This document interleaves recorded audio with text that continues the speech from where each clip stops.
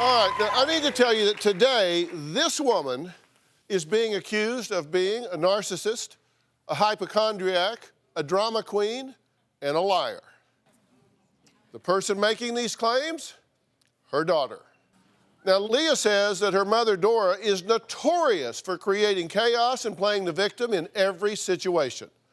Obviously, Dora vehemently disagrees. Take a look. In the past, my mom has been very selfish with her life. She's gone back and forth with my dad at least 20 times. She's moved us into different states, all at the cost of being with my dad.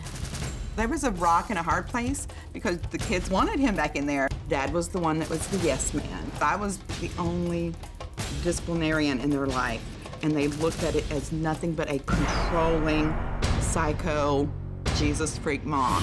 My mother is the narcissist and only thinks about herself. My daughter, Leah, looks down on me because I currently don't have a job because of my health issues. My mom is a hypochondriac, always in and out of the hospital, and always posting Facebook statuses about her new illnesses. It's just the pain. Sorry. When my grandfather died, my cousin emailed to let us know when and where the funeral was gonna be, and my mom's response was that she didn't have a voice and she was very sick and we should all pray for her. I'm sick because I'm rejected by my own children, and that depression is brought on by the severe broken heart, and that adds to a lot of other problems that I have. I had actually a tumor that was growing on my throat. My mom says it was cancerous, and when they removed it, the cancer was miraculously gone, and it was a miracle. I am a cancer survivor. My mom pretends to have all these illnesses so people will feel sorry for her. I feel like I am a monster sometimes when she says stuff like that to me. And it's like, what have I done? Okay, are you being mischaracterized here? I do believe so. What is she saying that is untrue about you? The hypochondriac, I do have a lot of health issues. What do you mean when you say hypochondriac? I define it as ailments that I have because of my fibromyalgia and the problems that I have because of colon issues. I have diverticulitis. I have hiatal hernia. I have esophageal spasms, things that cause me to throw up when I can't even get a nausea feeling. Okay, this is way more information than I was looking for. TMI, sorry. The way I define hypochondria, just so we're clear for everybody, is that it is a pervasive, irrational belief that often vague physical symptoms are a sign of a physical illness despite the absence of supporting evidence. And the person is unable to control the worry, the fear and anxiety, and they constantly seek reassurance for it. That's what hypochondriasis is. That's not me, because I have all the medical records to prove that I have these conditions. So. You think she's a hypochondriac? I do. Do you define it the way I define it? I define it the way you define it. Okay, so you think she makes all this stuff up? Growing up, it was always in and out of the emergency room, always complaining about something and being sent home because there was nothing wrong. Is that true? I don't remember that. If I was there, it was because of, no, it was because of gastro pain, something that was doubling me over. I've had gallbladder surgery, I've had that removed. I've had lots of problems with fibroids with my female organs. Okay. I've had a total hysterectomy, Yeah, so I don't deal with that anymore. Okay. Did you have cancer? I had cancer of the throat. I have the scar here that you can see. Yeah. They went in and removed it after they told me that the biopsy said it was cancerous. Okay, so you had cancer, then they took it out and it wasn't cancerous? They took it out, and actually he stood at the foot of my bed and he said, I don't know what happened here, but we just came back from the lab with the freeze test, and this tumor that we removed does not have cancer cells in it anymore. And he said anymore because whenever he first did the biopsy and told me because of the cancerous cells, we were going to remove it. Okay. And of course I was glad because it was a big lump over here. So they said you had cancer, then when they took it out, it wasn't cancer. That's correct. So you think something happened between the biopsy and the removal that it just went away? I believe that I was healed miraculously because even the first grade students that I was teaching at the time would come and pray for me. What do you think? I don't think it was cancer. I think science says you did not have cancer. Okay, well, Leah claims Dora is in constant need of sympathy and attention. And here's a look at some of the Facebook posts that Dora has made in the past month and a half. February 20, excessive sweating causes makeup to pour off. No answer from doc as to why it happens. Probably from the pain, joint, muscles, colon, etc. February 13th, 3 meals down, 3 meals up. It's February 10th, gotta lay down, only way to keep anything down these days. February 10th, seeing my GI on the 27th seems so far away. January 26th, gotta suffer downstairs air and get on with it. Once puking stops, that is. So tired of being sick. January 26th, neighbors should be able to smoke in own place without affecting me and my child.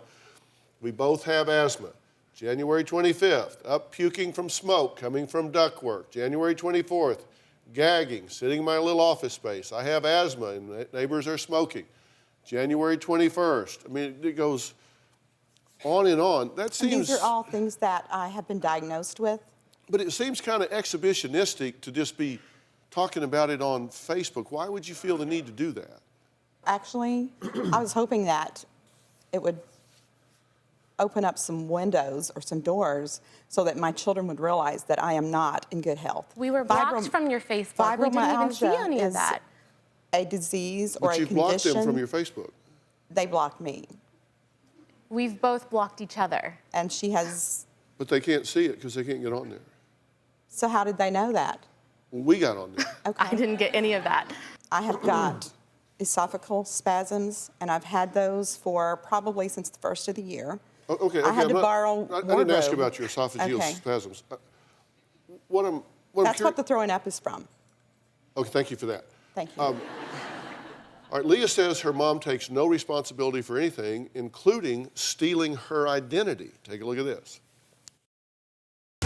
My mom always blamed everything on my dad, that it was his fault that we didn't have good credit. There were so many times that we had to move because of not being able to pay the bills.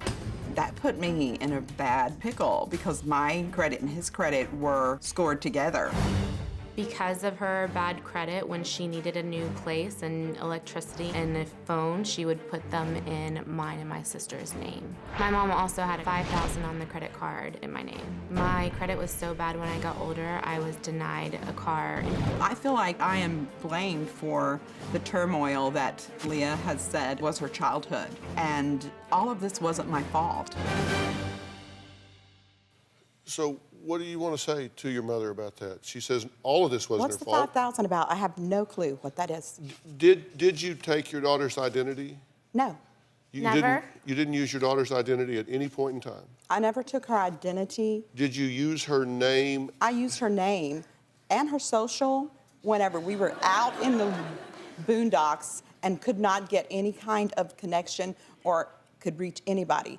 It was a telephone that was hooked up. That was never paid, and it hurt my credit because it wasn't paid. I understand that, and I'm For really 7 sorry years. that was not 7 years. taken care I of. could not get a credit card. My husband had to put everything in his name. I'm just curious if you have any ownership for any problems in this relationship at all. And Do I if have so, what are ownership they? for Huh? them? Yeah. I'm not perfect. I've made mistakes. What would those be? Probably marrying the wrong person, One would be marrying the wrong person. What would be the second one? making decisions to have access to a telephone whenever I couldn't pay for it myself. And I've already apologized to her for that, and I am really sorry that that was the choice I had to make for us to have a connection to the outside world. Well, you're really justifying that, not apologizing for it. Well, now I'm apologizing that I had to do that. Well, that's really justifying it. As she was growing up, Leah was mad at me because I'm the disciplinarian and the Christian modest mother, and I just didn't feel like she needed to expose herself. You know me, I have the big stuff too. The girls always stay in their harness, but to be hanging out and sitting across the table from her dad, and I'm like, oh my God, looks like you've shoved a kid down your shirt. The butt's hanging out. Sorry, that was detailed. Really? How about you just put on a t-shirt when you come and hang out with the family, because you know that that's going to offend me. And I think you're doing it on purpose. Well, that was Dora saying her daughter Leah knows exactly how to push her buttons. Now, my good friend Troy Dunn has 2 daughters, 8 kids altogether. And he stopped by with a little experiment to find out why these 2 don't see eye to eye. Let's take a look at that first, then we'll say hello to Troy, and then we'll talk some. I'm going to say a word. I'm going to give you 4 possible answers. Me, her, neither, or both. About you and your daughter. Okay? Okay. All right. Drama queen. Both. Her. Vengeful. Her. Dishonest. Her. Insensitive. Her. Both. Manipulative. Both. Her. Jealous. Her. Forgiving. Me. Patient. Me. Peacemaker. Me. Victim. Me. Both.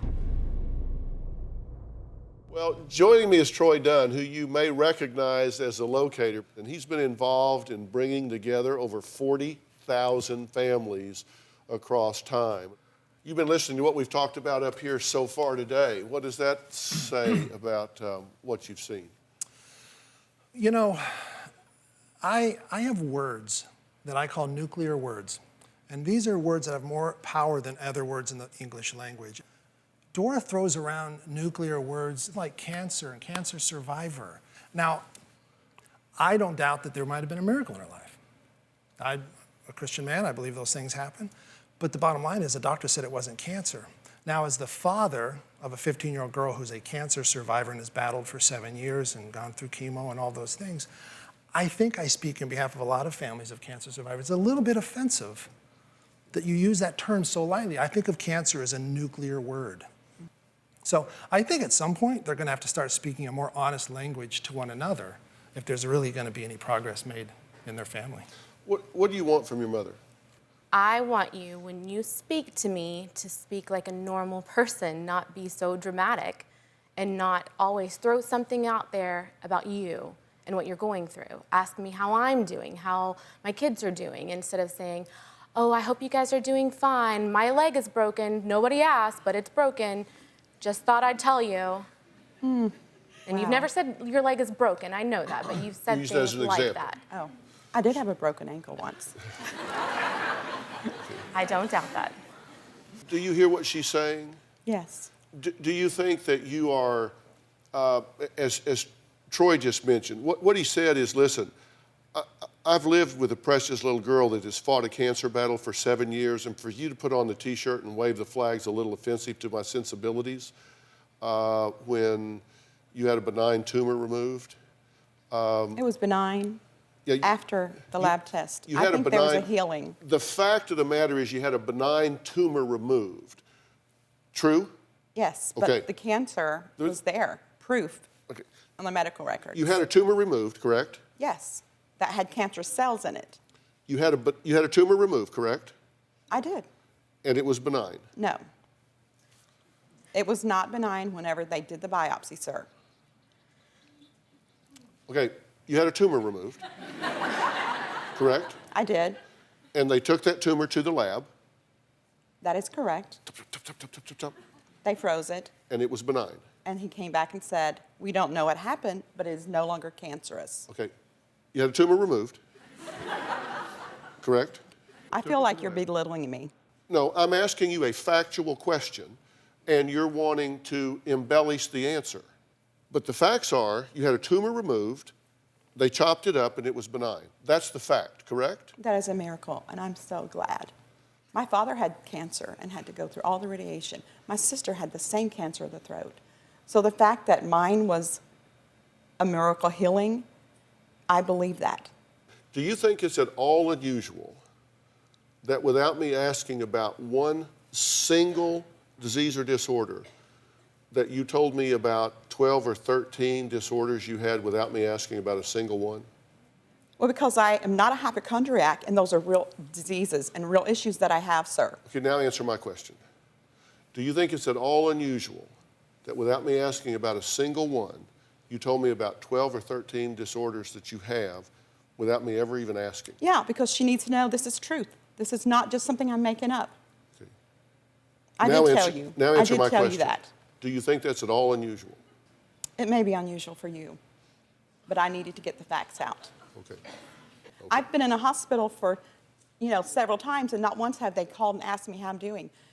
My mother went through severe colon surgeries, and guess who was right beside her holding her hand? You. Because she could have died. She was on the verge of dying. You're always on the verge of dying. I'm not. My mother was on the verge of dying. I can't be there every week at the hospital. After their second divorce, my mom would tell us that my dad beat and raped her against her will. She's always blamed everything on my dad, that it was his fault that we didn't have good credit, and it was his fault she had to put things in our name. That did not seem believable to me. I don't think that my dad was abusive or manipulative. Well, Dora has been married and divorced twice to Leah's dad, Russ. Now, Dora says there were things happening behind closed doors that Leah doesn't know about. I sent Troy to talk with Dora and Russ to figure out what really was the truth and what the daughter just might not know about. When I asked Leah if in her entire childhood, if she ever saw any signs of any form of abuse, her answer is absolutely not. And that's because I protected them from what happened behind closed doors. When you mention abuse to Leah, she probably is thinking physical abuse, obvious verbal abuse, but she doesn't know the whole story. And the whole story is? In the bedroom, there was sexual abuse. And that's what she doesn't know. Yes. There was stuff that I did that I never wanted anyone to know about. And I've forgiven him, but I haven't forgotten. And I know it was from the stuff that he had watched, except that anything that is torturous in the bedroom to a woman or a wife is wrong. If that's true, which he's admitting was, why did you keep coming back? Because I believe that nothing was impossible with God, that eventually he would get the help that he needed and our marriage would work and our family would still be together. So you were spending money on porn? Yes. Instead of what? Rent, bills, things like that. The normal stuff that you're supposed to be paying on. What are some of the effects of the financial distress that put on your family? It was devastating because we were moved from one place to the other because of lack of payment. Do you regret dragging the children in and out of this relationship 20 to 50 times? I do at this point because I have been held back from seeing my grandchildren, and the irony of the whole thing is he has gotten to see them, and most of the reasons why that I can't see them is because of his things that he did. She's saying you were the source of the turmoil and the chaos in the home. Is that true? I would say I was a major contributor to the turmoil. It's your fault. Yes. The reason you don't see the grandkids or me is completely separate from you and Dad. It's because I cannot have a relationship with you. I can't. I don't, it has nothing to do with Dad. I don't look at Dad and say, he's my favorite, I'm gonna choose him over my mom. I know you both have your issues, and you've both done things that most parents would never do to their kids growing up or put them through, but I just think that it's weird that I can still have some sort of a relationship with Dad and not you. So do I. So why can't we have a relationship? Because Dad has never thrown things in my face. He's never judged me for anything that I've done growing up. He's always had my back, and you have not.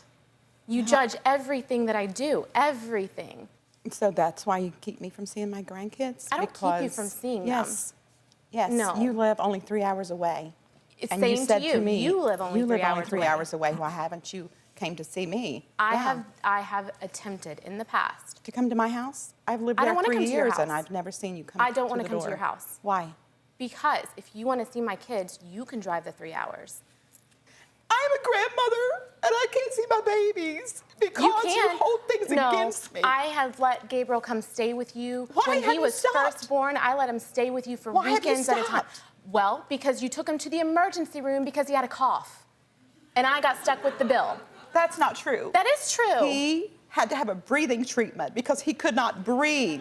No, he And had for me to allergies, take and I him? told you that before you kept But him. an allergy, I said, you don't have a fever with an allergy, sweetheart. He didn't have a fever. He had a high fever, Can I step and they in for gave just a him second? meds to bring the fever down. Sorry. You have no ownership and no insight into the imbalance of this relationship at all.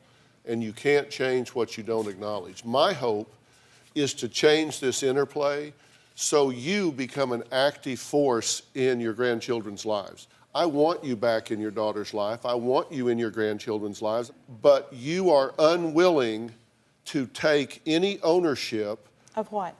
of your behavior in your relationship dynamic with her. You are a right fighter, and so you would rather be right than happy. And I'm trying to get you to have some insight and change that. Whatever the why is, I can tell you what you need to do to change this dynamic. And if you'll do it, then it will change. You two are not married. No. Do you still, on occasion, have physical intimacy? Yes. You do. Do you think the kids know that? I had mentioned to Leah one time, a long time ago, that we did, but but on the one occasion. No. Is he still sexually abusing you? No. So there is now intimacy between the two of you. One time. One time. Is that your answer? Well, it's been more than once. Well, Leah just found out today that her dad sexually abused her mom. Even though they are divorced for the second time, they also just revealed to Troy that they're still sleeping together. Now, Leah is at a loss. Excuse me, Dr. Phil? Yeah. Well, sleeping together, I use that term as somebody that's, on a constant basis, sleeping with someone. We do maintain separate residencies. There have been times just when we have gotten together, but I don't think we would use the term sleeping together. Dr. Phil, I don't know if you're aware of this, but in addition to being married and divorced twice, they have broken up and gotten back together. We tried to figure this out, between 20 and 50 times. Is that right? Well, I don't write on the calendar every time, but That he gets caught with porn, Sorry. So it seems like there is still something inside of all this craziness that has the nucleus for the potential of maybe a family. I read a wonderful book recently. It's called Life Code. Have you heard of it? And because I'm hoping Good book. yeah, I'll get you a copy. It's fantastic. But there's a section in there that I really, in fact, my copy is all marked up with pen and marker. But there's a section that talks about if you're going to take a second chance, or in your case, a 51st chance, and trying to rebuild something better, that it talks about a negotiation process, which I don't know if Dr. Phil agrees with me that that is a possibility at this point, but I'm a guy that loves to reunite families, and I still feel like there's something here under all of this manure that could be pieced together to be a family with a husband and a wife and a mother and a father and children and grandchildren. But it does seem like a whole new deal has to be structured.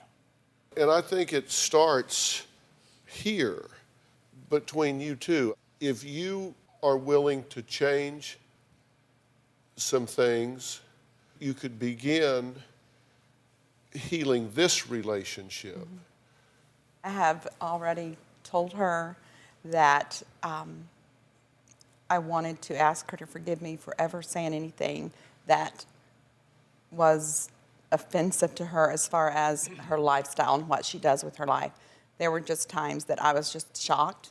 And as a parent with a child that grew up in church with you, to see some of the things that she has on her Facebook page, Okay, see, wait a minute. just blows my mind. I'm not changing it to me. No, you couldn't go through one sentence without shifting in to criticism.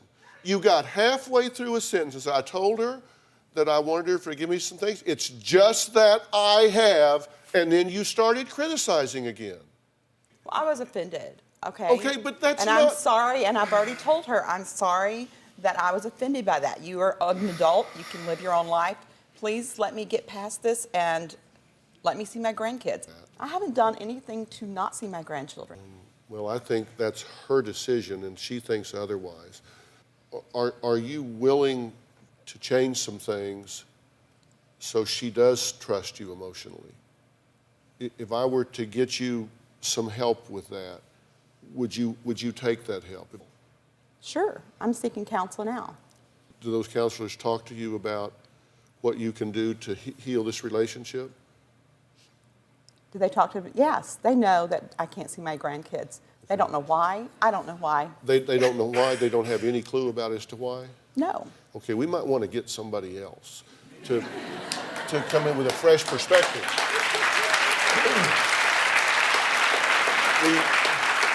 We might want to get somebody with a fresh perspective to come in and maybe give you some fresh ideas to think about this. You think? I don't know what I think right now. Okay. I just feel like a victim, so go on. This is, okay. No, this is true. I know came it's to the true. show I know you feel like a to victim. get resolved the issue that But you what have he's with saying me. is, wouldn't you rather And I don't know talk to what the someone? issue is, dear. What is your side? What have I done as a grandparent that you Okay. don't want me to see my grandson? Okay, I I have don't done need to nothing be but here love for on. this. You can just replay the tape because, I mean, you're discounting what I'm saying because you're very hostile towards me right now, so you're not going to weigh what I'm saying. I'm hurting, sir.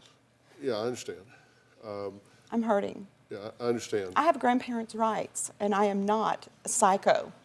What I'm telling you is that I have said to her that I think you are a grandmother with a good heart and a lot to offer these grandchildren.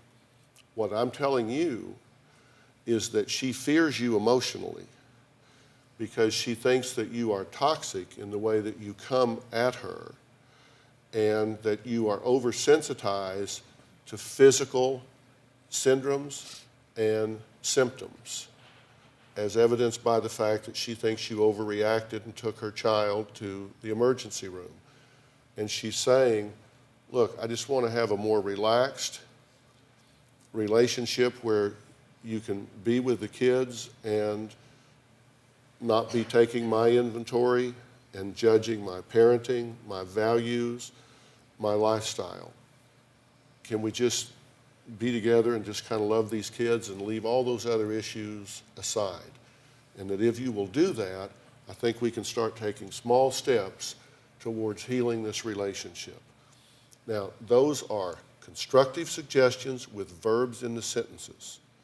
And if you will hear that, you can change this dynamic and those kids will be back in your life much sooner than what you've been doing. Hear that and do with it as you will. Today we're talking about misbehaving moms. Now, my next guest wrote in because she says her 61-year-old mother's sex life is getting out of control, in her opinion.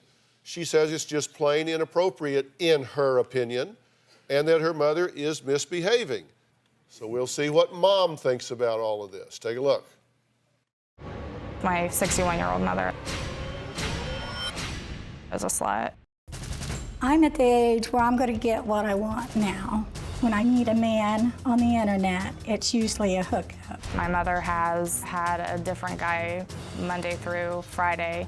I met up with a 29-year-old man, and he became a friend with benefits. He'll come over, have sex with her, and leave. I think you're jumping too fast to too many different guys. You should just take it slow and age appropriate. What's age appropriate to me, you? At the very youngest, 40. It takes a 20 or 30-year-old to be with me because I have high sexual drive. I'm pretty sure none of my friends have dated as many guys as my mother has. After being on the dating site, plentyoffish.com, for 1 week, I received 50 or more messages. The age range of the men were 23 to 55. I didn't realize that I was in such demand at my age. She'll be on the computer for hours and tell me about at least 6 or 7 different guys emailing her right then. He's hot. When I met a 19-year-old on the internet for our hookup, I knew I wasn't going to do that again. He was really inexperienced. The 19-year-old is 3 years older than her oldest grandchild. I'm not looking for that, but I wouldn't turn it away either. Okay, so you're how old? You don't mind saying, right? 61. You're 61. Yes. So we're about the same age. Yes, we are. But I'm just way too old for you, right? So You are. so you say that someone my age just could not keep up, Right. From my experience. from your experience. So how old are you, Troy? Well, I'm 45. So he would be too old. No, not necessarily. I have a son who's 23. Is that better? So you think this is just over the top? Yeah. And what's your fear? She's gonna get hurt. So she says that sometimes it's a different guy every night. No, that's not true. Well, That's that's what not my she's- understanding.